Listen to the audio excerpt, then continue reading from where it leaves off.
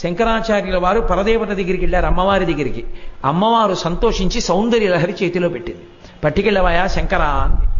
అది 100 శ్లోకములు తాళపత్ర గ్రంథాన్ని పట్టుకుని శంకరాచార్యుల వారు కైలాసం నుంచి భూమండలానికి వస్తున్నారు. నందీశ్వరుడు చూశాడు. ఇన్నాళ్ళు సౌందర్య లహరి ఒక్క కైలాసంలోనే ఉండేది.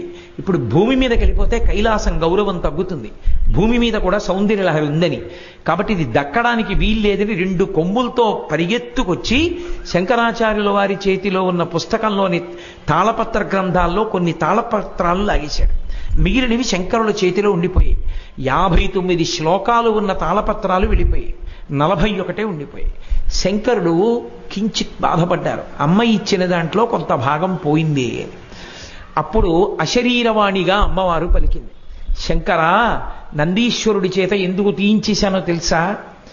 నువ్వు అపరశంకరుడివి, నువ్వు ఈ సౌందర్యలహరి శ్లోకాలు పూర్తి చెయ్యండి.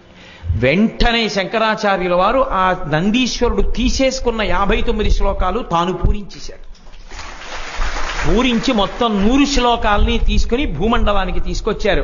ఆ సౌందర్య లహరి అంత గొప్పది. ఇప్పటికీ పెద్దలు ఒక మాట అంటారు, ఈ ప్రపంచం మొత్తం మీద వాంగ్మయంలో సౌందర్యము అన్నవి కనపడితే 2 చోట్లే కనపడతాయంటారు. ఒకటి సౌందర్య లహరి, 2 సుందరకాండ. ఆ రెండే, ఇక 3వ స్థానం లేదంటారు.